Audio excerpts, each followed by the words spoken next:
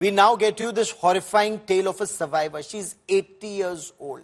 She was inside a house when that house was targeted by the rioters. Now they could see what's happening outside. They could hear what's happening. Their vehicles were set on fire. The victims were being mocked. Now this 80-year-old survivor says that anti-India sloganeering was also on by the protesters who set shops, two-wheelers and cars on fire. Listen in. अम्मा जी क्या हुआ क्या था कल रात को? कल रात को पथराव हुआ था ये, पत्थर फेंके खूब। आपको भी चोट लगी है? हाँ, पाँव में लगी मेरे। जी। और कुछ बोल भी रहे थे उन लोग पत्थर फेंकते टाइम? फेंकते टाइम वो बोल रहे थे वहाँ कि राम को बुलाओ। और वो ये कहते जा रहे थे कि अब आग लग रही है गाड़ियों में, अब बुलाओ तुम्हारे राम को, अब बुलाओ राम भगवान को। 1 से 1.5 घंटा पूरा पथराव चला है सर। उस 1 से 1.5 घंटे में 1 मिनट भी पथराव बंद नहीं हुआ है। तो उस वक्त क्या महसूस हो रहा था? आप लोग बहुत मतलब आपको लग रहा था कि अब बहुत फंस गए हम लोग, और मतलब उस वक्त क्या स्थिति बन रही थी? 1.5 से 2 घंटे पथराव चला। उस समय कोई पुलिस उस पूरे दौरान नहीं थी। 1.5 से 2 घंटा कंटिन्यूअस एक पुलिस भी नहीं थी। आग लगाई जा रही थी, गाड़ियों को जला दिया, नीचे मेडिकल शॉप्स को जला दिया। पथराव हुए 1.5 घंटा तक पूरा पथराव हुआ। गली में घुसने की कोशिश करी, घर में घुसने की कोशिश करी, कपड़ा जला के फेंकने की कोशिश करी, पूरा नीचे शॉप डैमेज कर दिया, जला दिया, गाड़ियां जला दी। इस पूरे दौरान 2 घंटे में एक पुलिस वहां पे अवेलेबल नहीं थी। और हम लोग ये पैर में भी लगी है अम्मा जी के। जब पथराव हुआ तो दादी वहीं पे सो रही थी और हिट उनके ये यहाँ पे पैर में उन्हें पत्थर आके एकदम से लगा। We'll get you both sides of the story. You heard the victims on this side. Ravish Pal Singh also spoke to Muhammad Jabir, who's the Mufti and Imam of the Jama Masjid there in Mhow. He's the Sheher Qazi. And listen into what he had to say about how the violence started with the victory procession and, according to him, the targeting of people who were going for prayers. Listen in. शहर पर धब्बा है, और दूसरा यहाँ मुझे ये नज़र आया है कि प्रशासन से चाहे जानकर नहीं सही अनजाने में चूक हुई है। उनको भी अंदाज़ा नहीं था, जैसे मेरे प्रशासन अधिकारियों से बात हुई, कि इंडिया न्यूजीलैंड के मैच में भी कुछ ऐसा हो सकता है, सांप्रदायिकता वाला कोई माहौल बन सकता है। उनके भी जहन में नहीं था, इसलिए उनसे भी एक चूक हुई है। शायद आइंदा ये चूक दोहराई नहीं जाएगी। नहीं, असल में त्योहारों को लेकर जो जुलूस निकलते थे, दोनों पक्षों की सहमति से ये तय हो चुका था कि इन जगहों से जुलूस नहीं निकलेंगे, और प्रशासन की आगवानी में और उनकी बीचवानी में ये चीज़ तय हुई थी। कल चूँकि इंडिया की जीत का जश्न था, जो हकीकत में हमारे लिए भी जश्न था, लेकिन इस जश्न के लिए आप शहर के किसी भी कोने में और गली मोहल्ले में कहीं पे भी आप जा सकते हैं, कोई हर्ज नहीं है। लेकिन शासन प्रशासन की थोड़ी सी निगरानी होना थी, वो नहीं हो पाई। And I want to bring in India Today's Ravish Pal Singh, who's been tracking the story very closely. Ravish, of course, was out to cover victory celebrations because the entire country was celebrating, and nobody anticipated that after India's stellar performance in every match, right from the beginning till the end, instead of talking about those victory celebrations, we'd be talking about this violence and arson and people who may object to celebrations. But I also want to bring in Dr. Vikram Singh, former Director General of Police, for a security perspective, because many are saying this is an abject failure of the administration in Madhya Pradesh, and the Mohan Yadav government must explain how could something like this happen. But I want to bring in Ravish first. Ravish, explain to our viewers, why would anybody have a problem, or why would there be stone pelting if India's victory is being celebrated in Champions Trophy, and that too lifting the Champions Trophy?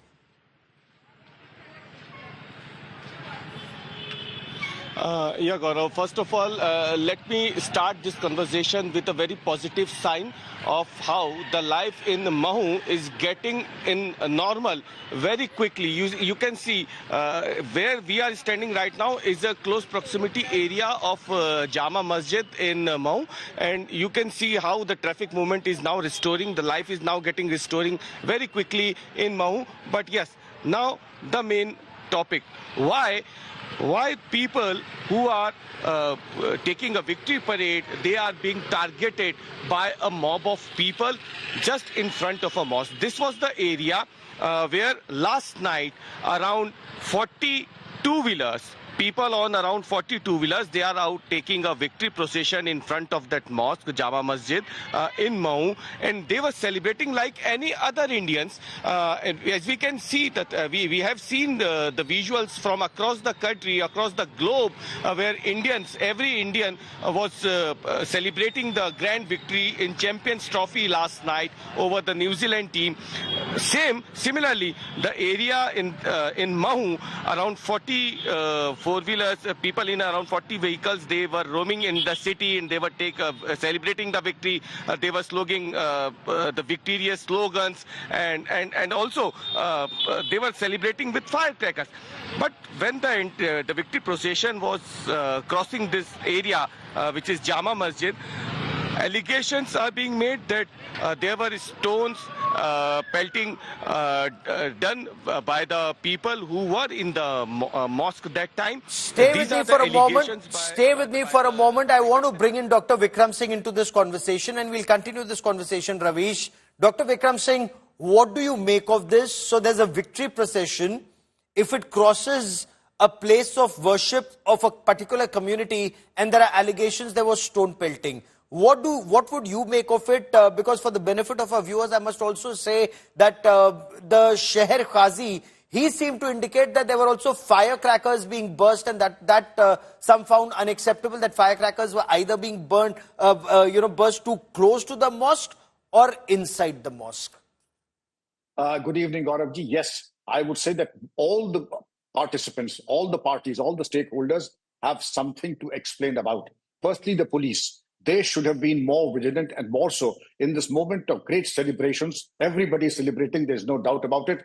But in this celebration, the celebration should be in absolutely in temperate terms, not being oppressive so as to offend anyone, block traffic and obstruct movement of essential services like the ambulance and the fire services, because there's also a record that they were obstructed because of the traffic jam. Now, the fact that you had the first-hand account of the victims from that balcony was absolutely strewn with brickbats of a size that are almost half a brick. That means that they're fully prepared. Somebody was fully prepared to press not only brickbats, but also use petrol bombs. What was the duty of the police? They should have had a physical presence and anticipated there. Then the fact of the matter is, as Sheher Qazi said, that there was a mutual agreement between both the communities that the route of any procession would be regulated, and there will certainly be some regulation. Those regulations were thrown to the winds and a procession went and burst. Whether it is true or false, it is for the police. But the police also need to explain why they were caught on the wrong foot in such sensitive matters. Holi is around the corner. Juma is around the corner. They should have been up to the expectation of the people that if there is a victory procession, well, that should have been suitably escorted. Should not have gone into the areas which agreed upon. If the Jama Masjid is a sensitive area, if at all they would have gone, they should have been escorted on a fast forward mode so that there is no face-off, there is no altercation. But a national victory is a matter of celebration. Absolutely. It's a national victory. It should be a matter of celebration for everybody. For everyone. Because the other aspect I want to come to, and Ravish, if you're still with me, apparently when there is an India-Pakistan match, in an India-Pakistan match, a certain area is barricaded so that in case India wins, there are no victory celebrations going through that area. That defies logic once again. Why should there be any no-go areas within our country if India defeats Pakistan in a cricket match? Ravish. Yeah, that's a very questionable remark given by the Sheher Qazi himself when I asked him about why there is a need to put a barricade when there is someone wants to take a victory parade after the victory of Indian cricket team. He said because of the Ramzan and Holi celebration, Holi festivals, both the communities have mutually decided not to take victory procession or any kind of religious processions in front of their religious religious structure. Similarly, the area which you can see right now near the Jama Masjid mosque, Jama Masjid, this area is being prohibited for any kind of religious processions as per the mutual understandings and during the meetings of both the communities.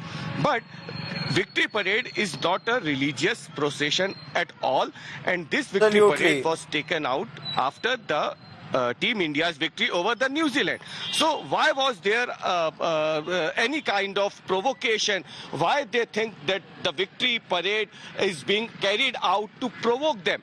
This is the biggest question which was unanswered by the Sheher Qazi when I confront him over these allegations. Absolutely. I mean, why should victory over Pakistan be seen as provocation? Dr. Vikram Singh, for anybody in India, every Indian is at least expected, it's at least expected that they would be happy that India has won, or it's unfortunate in case some get depressed. You're so right. Who on earth would not celebrate the victory of India over any country, whether it's Pakistan or New Zealand? And this was the cause of celebration. And as Ravish ji has mentioned, the Sheher Qazi was way off the mark because the understanding between the two communities was for a religious procession, but not for a victory celebration.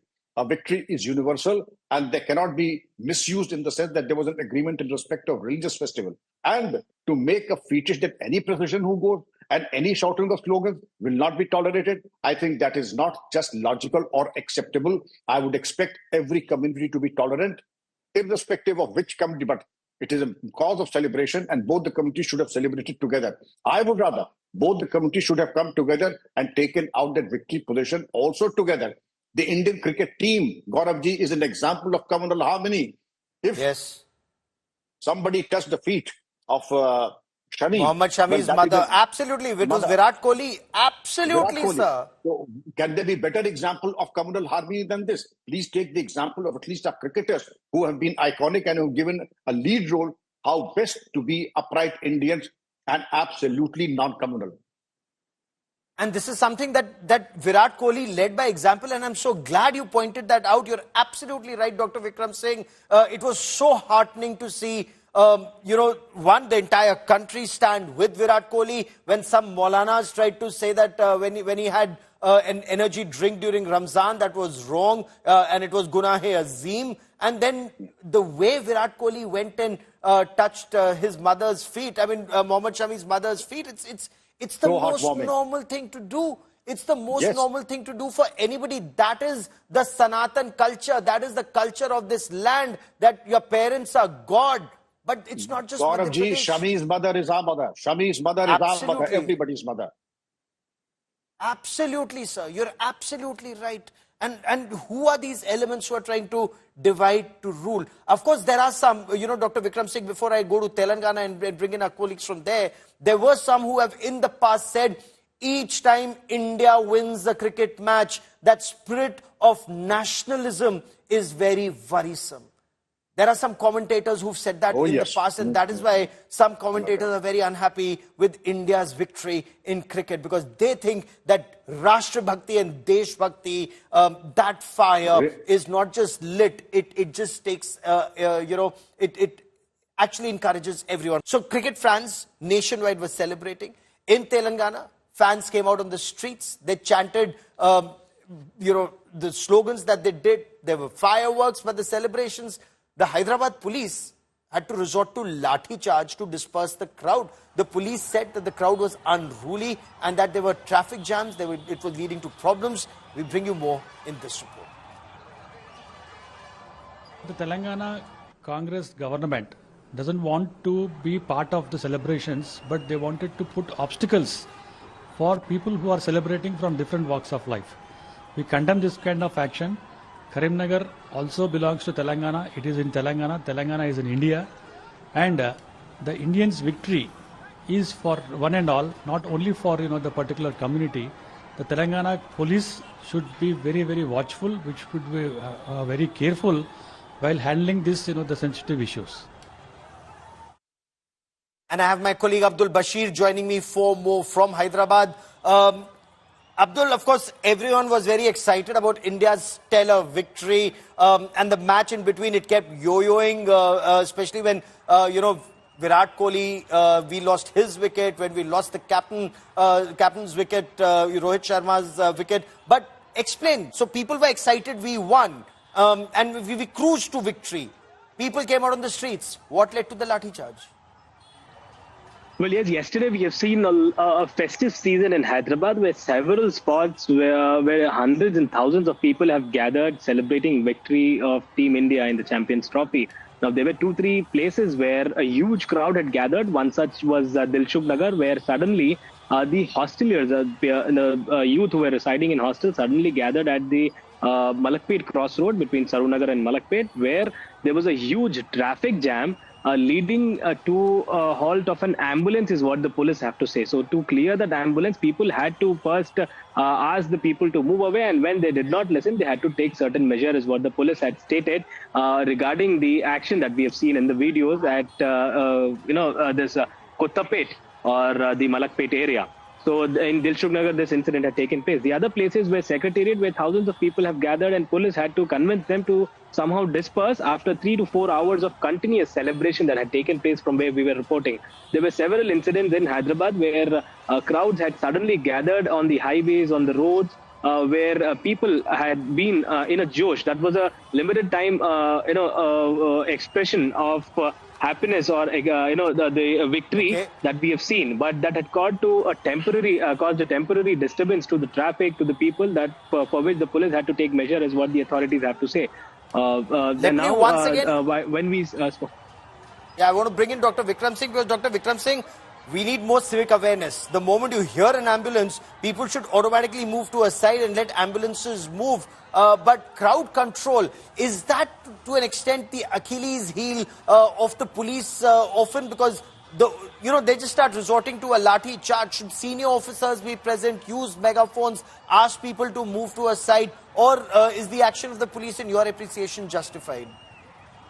Gauravji, by no way. There's always a best way of doing everything, and there's a difference between a hostile mob and cricket fans, celebratory processions. I would say just a word of caution and an advice from a senior officer that you are cricket lovers. It's a gentleman's game. Please give way to the ambulance and to the fire brigade. I have never seen and encountered any situation where such appeals have fallen on deaf ears. To the contrary, since these are fans of a gentleman's game, almost everybody is a gentlewoman or a gentle lady, and just one good appeal, a convincing appeal, a fervent appeal would have done the trick. There was absolutely no reason for the use of force, and I would certainly advise the Hyderabad police, Telangana police and others to perhaps not use the lathi as far as fans are concerned. Just an advisory would have been enough, as we very rightly mentioned, on the loud hailer, in the local dialect perhaps, and then you would not have had to resort to the use of force. And there are people who indeed can and have been able to successfully manage such crowds, such processions, very, very with great elan and great success. But use of force, I strongly condemn. And I would say that there's always the best way of doing everything. And the best is to be participatory, and then convince them to give way to the ambulance and public services. Dr. Vikram Singh, for joining me here on India Today. Many thanks. The controversy around the tomb of the Mughal Emperor Aurangzeb is once again in the headlines. And this after descendants of Chhatrapati Shivaji Maharaj sought the removal of Aurangzeb's tomb from the Chhatrapati Sambhaji Nagar district. The Chief Minister of Maharashtra, Devendra Fadnavis, has backed this move.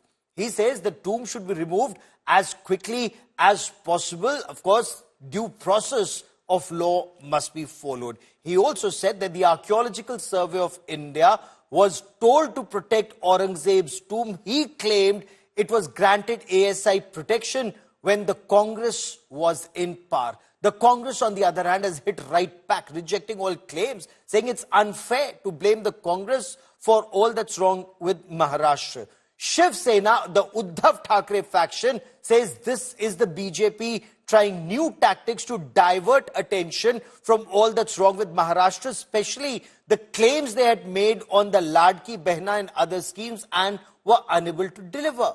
The Shiv Sena Uddhav Thackeray the faction says they want both the state and the central governments to ensure that due process is followed, what needs to be done is done and not politicized. Listen in. साहेब आम्हालाही प्रत्येकाला असंच वाटतं फक्त काही गोष्टी कायद्याने करावे लागतात कारण ती संरक्षित आहे जुन्या काँग्रेसच्या काळामध्ये एएसआयचं संरक्षण मिळालंय जब हम कुछ नहीं बोल रहे तो ये पर्पसली हो रहा है क्या छत्रपति का इतिहास जो है वो कम करने की या उसका इम्पोर्टेंस जो है वो ये करने की क्या बोलते हैं साजिश कोशिश है या तो फिर ये एक स्वाभाविक भावना है कि अगर ऐसा होगा तो औरंगजेब की भी कब्र जो है वो महाराष्ट्र में नहीं रहनी चाहिए तो इसमें कुछ ये नहीं है गलत बात नहीं है कुछ तो लुटायला झाला होता चोर होता तो त्याचं उदात्तीकरण काय करायचं कसे करतात हे काय आणि जे लोक दर्शनाला जातात त्यांना सांगा घ्या त्यांचे वंशज आहे का ते दर्शनाला जातात घेऊन जा तुमच्या घरी ठेवा ना मग नाही तर तुम्ही जावा जे औरंगजेब कुठनं आला होता तुम्ही पण देश सोडून जावा परत कोणतरी म्हणणार हिंदू मुस्लिमचा विषयच नाही या इथले तुम्ही जर शिवाजी महाराजांचं संपूर्ण जर बघितलं खोदून टाकाय नसतं काय किती लागतं एक जेसीबी मारला खापकीर गेलं की गेलं त्या टाकून कुठेतरी खबर को छुपाने के लिए कब्र की बात हो रही है आप ही के हाथों में प्रशासन है निकालिए लेकिन वहां रखिए एक बोर्ड कि यहाँ जो जो महाराष्ट्र पे चल के आया उसे ऐसे ही दफनाया जाएगा फिर वो औरंगजेब हो सोलापुरकर हो कोरटकर हो या जो भी इस महाराष्ट्र के विरोध में काम करेगा वो कोई गलत मांग नहीं है मेरा कहना ऐसा है ये जो मांग है उसके बारे में सरकार ने सोचना चाहिए कि जो जिस औरंगजेब ने छत्रपति शिवाजी महाराज जैसे हमारे राजा को तकलीफ दिया उसके बाद संभाजी महाराज छत्रपति उनका क्या हाल किया वो हमने देखा है उसके बारे में हिंदुओं की और मराठी लोगों की भावना वैसी है उसलिए हटाना चाहिए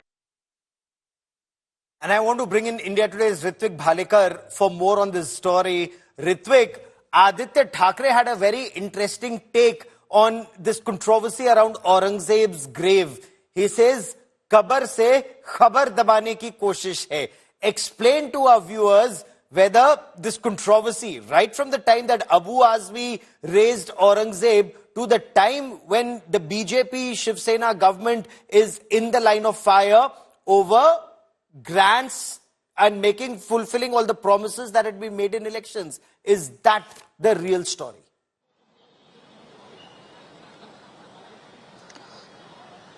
Absolutely, Gaurav. We are seeing Aditya Thackeray saying kabar se khabar dabane ki koshish hai. That's because all the controversy and all the demands of demolishing or removing Aurangzeb's tomb is coming to the fore when budget session in Maharashtra is going on, and during this budget session what we saw is the flagship schemes which were announced by Mahayuti government ahead of the assembly polls.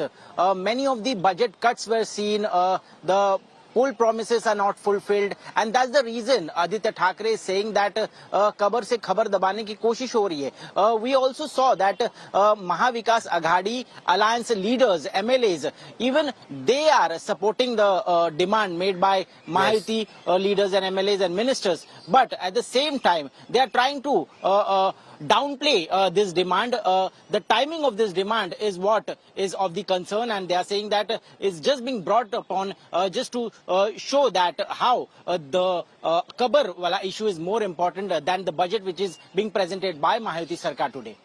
Okay, we'll be tracking this story very, very closely. There's another big story that's coming in from Maharashtra. Interesting development taking place. The Maharashtra Fisheries and Port Cabinet Minister Nitish Rane has announced Malhar certification on the lines of halal certification for mutton shops that are selling jhatka mutton, and these shops will be run by Hindus. Rane said, "Today we have taken an important step for the Hindu community from Maharashtra through the Malhar certification." This thought is being brought for the Hindu community, through which Hindus will get access to mutton shops selling the jhatka mutton for Hindus. This will help get access to shops 100% that are run by Hindus, and there is no adulteration, because we hear, and this is what he is saying, we hear examples like some people spitting in the mutton, and that will not happen when this is brought from Hindu shops. Malhar certification should be used more and more, and Hindus should not buy mutton from shops without Malhar certification. This is what I appeal to people, unquote.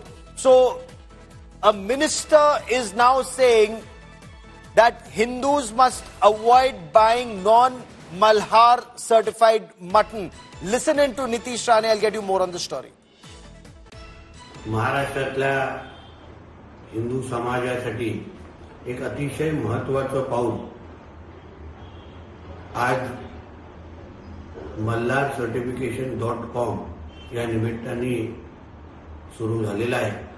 या झटका mutton certified Malhar सर्टिफिकेशनचा वापर आपण जास्तीत जास्त करावा, किंबहुना ज्या माध्यमातून आपल्याला आपल्या हक्काचे मटन दुकानं जिथे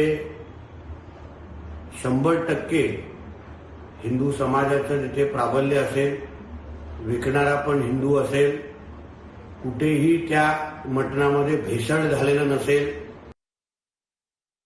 I want to bring in Ritvik Bhalekar once again for more on the story. Ritvik, explain this Malhar certification versus halal certification.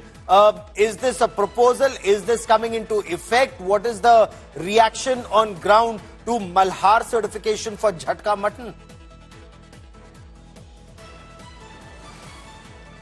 See, there's always been a controversy about the Jhatka mutton or halal certification on the mutton shops because there were always Hindu customers who were feared that there might be some kind of an adulteration with the meat they buy from these mutton shops. But now, Minister and Crusader for Hindutva cause, Nitish Rane, has come up with this malharcertification.com, a website he has just introduced through his X post, and it does not have any government approval, but at the same time he is also appealing all the Hindus to buy muttons or meat or any of the products, meat products they want only from the shop where Malhar certification is done compulsory, and they don't need to go to mutton shops which has a prerequisite of halal certification.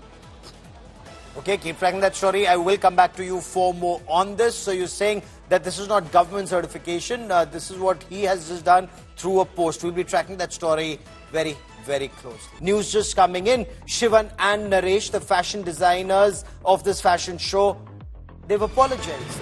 They've said, and I quote, "We deeply regret any hurt caused by our recent presentation in Gulmarg during the holy month of Ramzan.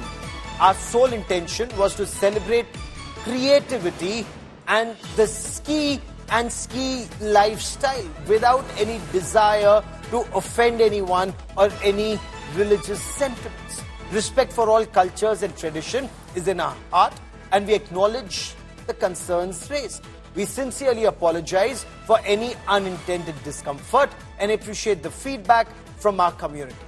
We remain committed to being more mindful and respectful," unquote. So we will show you those images of the celebrations that were taking place. There's a lot of snow right now in Gulmarg. It's been snowing till some time back, and there are a number of tourists. In fact, there are some who say that Gulmarg, and I agree, is more beautiful than Switzerland. They say Kashmir any day is more beautiful than Switzerland, and that is why to ski, get to Gulmarg. To see the beauty of Jammu and Kashmir, that's paradise on earth, get to Gulmarg. But, of course, then one has to decide how safe would they feel if there is a situation at times. And then there are local sensitivities that must also be kept in mind. We are getting you both sides of the story.